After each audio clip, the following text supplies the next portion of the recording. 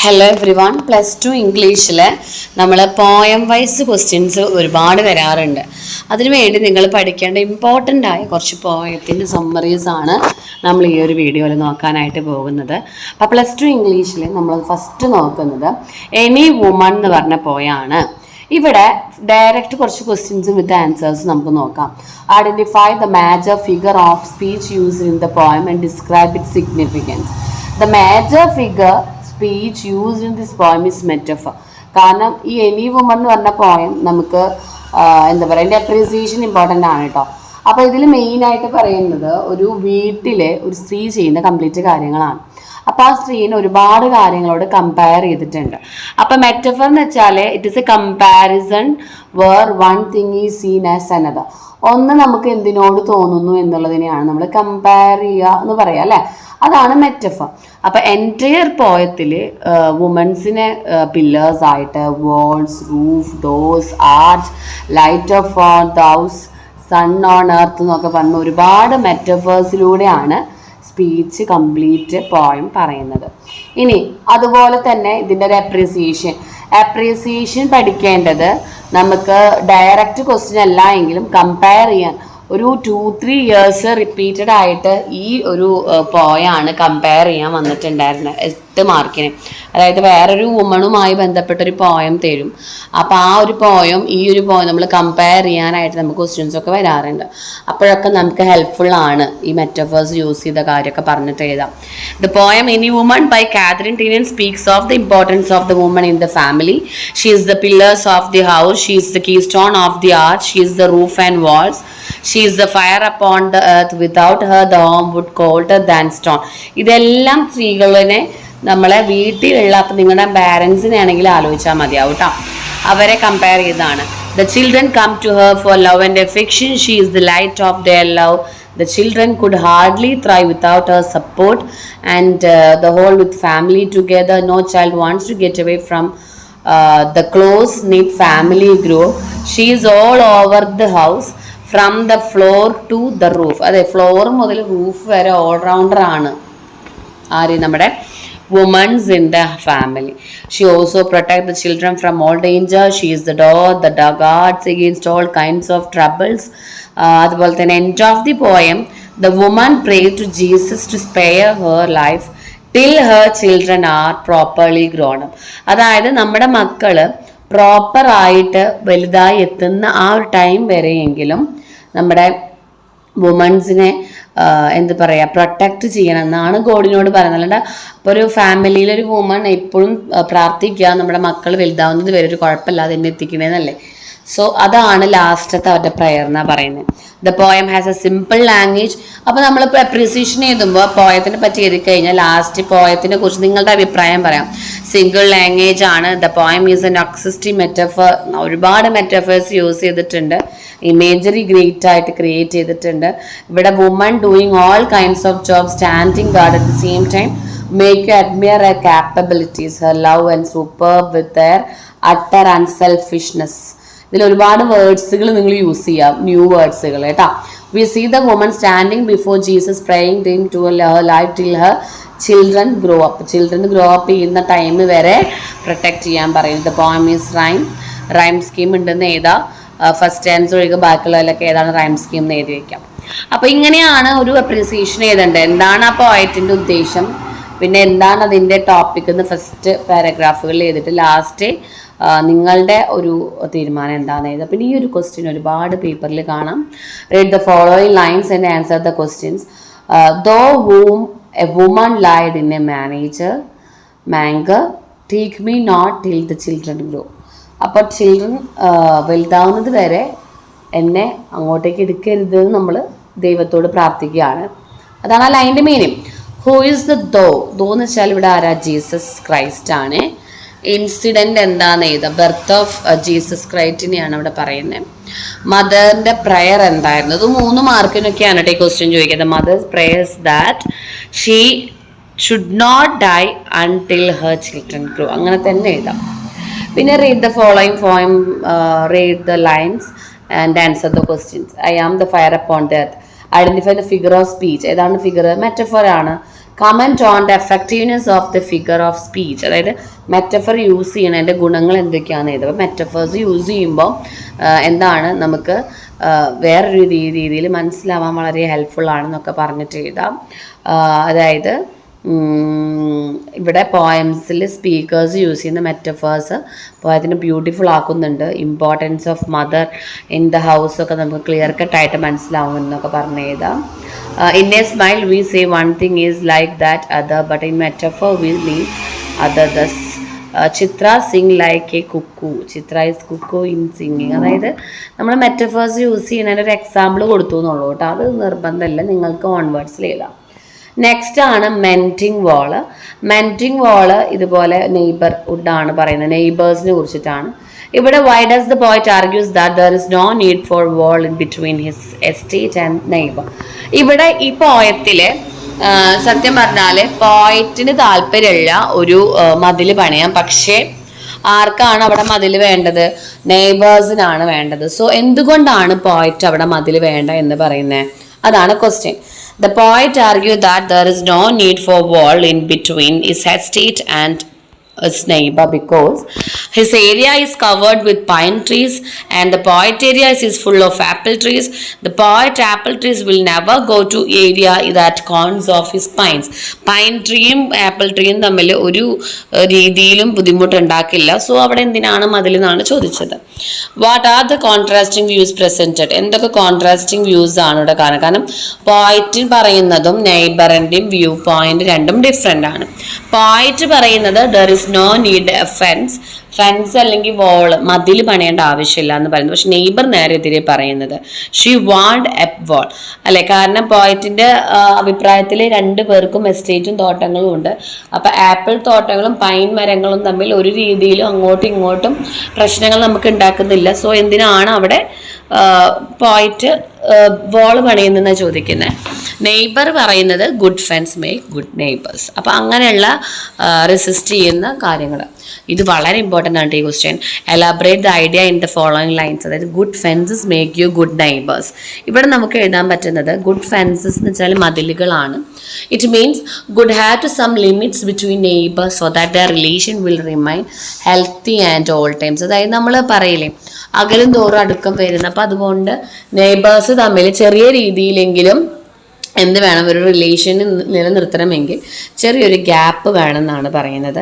അല്ലെങ്കിൽ unlimited freedom between neighbours ആയിക്കഴിഞ്ഞാൽ there will B have many troubles also. ഒരുപാട് troubles വരും. Suppose you grow got in എന്നിട്ടൊരു example, ഇവിടെ ഒരു ആടിനെ നമ്മൾ വളർത്തുകയാണ്. ആ ഒരു എക്സാമ്പിളാണ് ഇവിടെ ആൻസർ ആയിട്ട് എഴുതിയിരിക്കുന്നത്. അപ്പോൾ നമുക്കിപ്പോൾ ഒരു പച്ചക്കറിത്തോട്ടം ഉണ്ട്. ആ പച്ചക്കറിത്തോട്ടം നമ്മൾ അയൽവാസികൾ വന്ന് നശിപ്പിച്ച് കഴിഞ്ഞാൽ നമുക്ക് ദേഷ്യം വരും. പിന്നെ അവിടെ വഴക്കായി തല്ലായി നെയ്ബേഴ്സ് തമ്മിൽ അങ്ങോട്ടും ഇങ്ങോട്ടും എന്തായി ഒരു വലിയൊരു കോൺഫ്ലിക്റ്റിലേക്ക് പോകും. പിന്നെ നമുക്കായാലും അത് ഇഷ്ടം ഉണ്ടാവില്ല. നമ്മൾ കഷ്ടപ്പെട്ട് വളർത്തിയ ഒരു ഗാർഡൻ നശിപ്പിക്കുകയാണ്. അപ്പുറത്തെ വീട്ടിലെ വല്ല പശുവോ അല്ലെങ്കിൽ എന്താ പറയുക കോഴികളൊക്കെ വന്ന് ഇങ്ങനെ ചിക്കി മാന്തിയിട്ട് കഴിഞ്ഞാൽ നമുക്കും നല്ല ദേഷ്യം വരില്ലേ? അതുപോലെ തന്നെ അങ്ങനെ ഇല്ലാതിരിക്കണമെങ്കിൽ നമ്മൾ മുൻകൂട്ടി തന്നെ നമ്മളൊരു ഫെൻസ് മേക്ക് ചെയ്യണം എന്നാണ് പറയുന്നത്. അപ്പോൾ നല്ലൊരു റിലേഷൻഷിപ്പിന് നല്ലൊരു ബൗണ്ടറീസ് ആവശ്യമാണ്. Some boundaries between neighbours and only then there will be good relation എന്നാണ് പറയുന്നത്. അപ്പോൾ good friends make you good neighbour എന്ന് പറയുമ്പോൾ അതിൻ്റെ എക്സാമ്പിൾ പറഞ്ഞു വയ്ക്കാം കേട്ടോ. പിന്നെ ഇതിൻ്റെ ഐഡിയ എങ്ങനെയാണ്? ഇവിടെ സെപ്പറേഷൻ ആണ്, വോൾസ് നന്നാക്കുന്നതിലൂടെയാണ് കാര്യം പറയുന്നത് പോയിട്ട് അല്ലേ. ഇപ്പോൾ രണ്ട് ഹെൽത്തി റിലേഷൻഷിപ്പിന് അവിടെ നമുക്ക് വോൾ ആവശ്യമാണ്. അപ്പോൾ ആ വോൾ പണിയുന്നതും ആ വോൾ നാശമാകുമ്പോൾ അത് മേക്ക് ചെയ്യുന്നതുമാണ് ടോപ്പിക് എങ്കിലും അതിലൂടെയാണ് കംപ്ലീറ്റ് കാര്യങ്ങൾ നമുക്ക് മനസ്സിലാവുന്നത്. സിംബോളിക് സിഗ്നിഫിക്കൻസ് എന്ന് പറയുന്നത് മെയിനായിട്ട് ആ വോളാണ് മെയിൻ സിമ്പിൾ. നമ്മൾ ഈ എന്താ പറയുക അകലുന്നവരെയും അടുക്കുന്നവരെയും മെയിനായിട്ട് നോക്കുന്നത് സിംബോളിക് ആയുള്ള വോളാണ്. The poetic device employed by the poet. Poetic devices എന്തൊക്കെയാണ് യൂസ് ചെയ്തിരിക്കുന്നത് നോക്കണം. ഇതിൽ മെയിനായിട്ട് കുറേ ഡോഗുകൾ, റാബിറ്റിനെ കുറിച്ച് പറയുന്നുണ്ട്, പൈൻ ട്രീ, ആപ്പിൾ ട്രീസ് എല്ലാം പറയുന്നുണ്ട്. പിന്നെ റിതം ഉണ്ട് പോയത്തിന്. ലോജിക് ഇവിടെ പറയുന്നത് apple trees not going to eat pine cones in neighbours estates. It's very funny that അല്ലേ. നമ്മുടെ പറമ്പിലുള്ള ആപ്പിൾ മരങ്ങൾ അപ്പുറത്തെ പറമ്പിലുള്ള പൈൻ മരങ്ങളെ പോയി ഭക്ഷിക്കില്ലല്ലോ എന്നാണ് ചോദിക്കുന്നത്. പിന്നെ എന്തിനാണ് ഇവിടെ, അതായത് അങ്ങോട്ടും ഇങ്ങോട്ടും ഒരു റിലേഷൻഷിപ്പ് വേണ്ടേ എന്നാണ് പോയിട്ട് ഉദ്ദേശിക്കുന്നത്. അപ്പോൾ ബൗണ്ടറീസ് വേണം എന്നാണ് ഈ ഒരു പോയത്തിൽ പറയുന്നത്. നല്ല ഇമേജറി യൂസ് ചെയ്തിട്ടുണ്ട്. കാരണം ഇവിടെ ഒരുപാട് റാബിറ്റുകൾ ഷൂട്ട് ചെയ്യുന്നതും വേട്ടക്കാർ പാഞ്ഞു പോകുന്നു എന്നൊക്കെ പറഞ്ഞിട്ട് ഒരുപാട് ബൗണ്ടറീസ് യൂസ് ചെയ്യുന്നത്, ഒരുപാട് എന്താ പറയുക, ഇമാജിനറി ഒക്കെ നമുക്ക് ചെയ്യാനായിട്ട് പറ്റും ഈ പോയത്തിൽ. ലാംഗ്വേജ് നമുക്ക് സത്യം പറഞ്ഞാൽ സിമ്പിളാണ്, പക്ഷേ കുറേ മെറ്റഫേഴ്സ് ഇതൊക്കെ യൂസ് ചെയ്യുന്നത് കാരണം തന്നെ വിവിഡ് ലാംഗ്വേജ് ആണ്. There are not many words which are നമുക്ക് ഒരുപാട് പെട്ടെന്ന് അറിയാത്ത ഇംഗ്ലീഷ് വേർഡ്സുകളൊക്കെ നമുക്ക് അതിൽ കാണാൻ പറ്റും. കോംപ്ലക്സിറ്റി ഒക്കെ ഉണ്ടാവാം, പക്ഷേ ഇംഗ്ലീഷിൽ മീനിങ് നമുക്ക് ക്ലിയർ ആയിട്ട് കിട്ടണം. ദെൻ റോബർട്ട് ഫ്രോസ്റ്റ് എന്ന് പറയുന്നത് ഒരു സിംപ്ലിസിറ്റി ലാംഗ്വേജിൽ യൂസ് ചെയ്യുന്ന ഒരു പോയിറ്റാണ്. എങ്കിൽ പോലും ഒരുപാട് മെറ്റഫേഴ്സും ഇമേജറിയൊക്കെ യൂസ് ചെയ്തുകൊണ്ട് നമുക്ക് ഫൈനാണ് സിമ്പിൾ വേർഡ്സിൽ. സ്ട്രക്ചർ സിമ്പിൾ സ്ട്രക്ചറായിട്ട് തന്നെയാണ്. ഇപ്പം കൂടുതലും ഇവിടെ സിംബോളിക് ടേംസുകളാണ് യൂസ് ചെയ്തിരിക്കുന്നതെന്ന് എഴുതാം കേട്ടോ. അപ്പം ഈ പോയത്തിനെ കുറിച്ചിട്ട് ഇങ്ങനെ എഴുതാൻ കിട്ടണം. അതുപോലെ തന്നെ ഇവിടെ കുറച്ച് സെൻറ്റൻസ് തന്നിട്ടുണ്ട്. I have come after them and made repair where they have left not one stone on a stone. അതായത് ലൈൻസ് ആണ് പോയത്തിലെ. How do hunters damage the wall, എങ്ങനെയാണ് ഹണ്ടേഴ്സ് വാള് നശിപ്പിക്കുന്നത്? The hunter sometime damage wall their effort to drive hiding rabbit out. അതായത് റാബിറ്റിനെ hunters പിന്നാലെ വരുമ്പോൾ rabbit ഒളിക്കുക ഈ മതിലുകൾ പണിതേൻ്റെ വിടവിലാണ്. അങ്ങനെയാണ് ഹണ്ടേഴ്സ് വന്നാൽ പിടിക്കുമ്പോൾ നാശാവുന്നത്. Why do they drive the rabbit out, എന്തിനാണ് റാബിറ്റിനെ? അവർക്ക് പ്ലീസ് ദ യിൽപ്പിംഗ് ഡോഗ്സ് അല്ലേ, അവർക്ക് റാബിറ്റ് വന്നിട്ട് വേണം എന്ത് ചെയ്യാനായിട്ട്, ഹണ്ടേഴ്സിനെ അവർ റാബിറ്റ് ചെയ്യാനായിട്ട്, ഹണ്ടേഴ്സിനെ അവർ ഹണ്ട് ചെയ്യാനായിട്ട്. What does the point do after the hunters life, hunters എല്ലാം പോയി കഴിഞ്ഞാൽ പോയിട്ട് എന്ത് ചെയ്യും? ആ ഗ്യാപ്പുകളെല്ലാം ഫില്ല് ചെയ്തിട്ട് റിപ്പയർ ചെയ്യും അവർ പോയാൽ. Then good fences make you good neighbours. ഈ ഒരു പോയറ്റിക് ഇത് നന്നായി എഴുതണം. അതായത് ബൗണ്ടറീസ് വേണം, അതുപോലെ തന്നെ അട്രാക്റ്റീവ് ആക്കണം, നെയ്ബേഴ്സ് നല്ല റിലേഷൻഷിപ്പിൽ കൊണ്ടുപോകണം എന്നുണ്ടെങ്കിൽ നല്ല ഫെൻസസ് ഉണ്ടാവണം, അതായത് മതിലുകൾ ഉണ്ടാവണം എന്നാണ് പറയുന്നത്. അപ്പോൾ അതെന്തുകൊണ്ടാണെന്ന് ചോദിച്ചാലും ഇതൊക്കെ എഴുതാം കേട്ടോ. ദെൻ സിംബോളിക് സിഗ്നിഫിക്കൻസ് മെയിനായിട്ട് മെൻറ്റിങ് വാളത്തെ മെൻറ്റി വാൾ തന്നെയാണ് മെയിൻ സിംബോളിക്. പിന്നെ ഒരുപാട് ക്രാക്ക് ആവുന്നതും അതുപോലെ തന്നെ നമുക്ക് റാബിറ്റുകൾ വന്ന് ഒളിക്കുന്നതൊക്കെ ഒരുപാട് സിമ്പിൾസായിട്ട് യൂസ് ചെയ്യാം. അപ്പോൾ ഈ രണ്ട് ക്വസ്റ്റ്യൻസ്, ഈ രണ്ട് പോയത്തിൽ നിന്നും ഇത്രയും ക്വസ്റ്റ്യൻ ആൻസേഴ്സും അപ്രീസിയേഷൻസും പഠിക്കാം. അപ്പോൾ ഈ മെയിനായിട്ട് ഈ ക്വസ്റ്റ്യനൊക്കെ നോക്കിക്കോളൂ കേട്ടോ. ഓക്കെ, ദെൻ നെക്സ്റ്റ് പോയാണ് റൈസ് ചെമ്മനം ചാക്കോയുടെ. The poem rice is written by Chemmanam Chacko, translated by professor Ayyappa Paniker. ഒരു സറ്റയർ ആണ്. അവിടെ കൂടുതലും ഫാമേഴ്സിനെതിരാണ് അദ്ദേഹം പറയുന്നത്.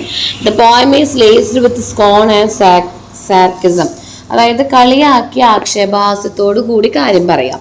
The son of rice farmer goes to North India to do research on making toys with husk. He works hard for 4 years, eating chapati day after day, and finally succeeds in getting a doctorate.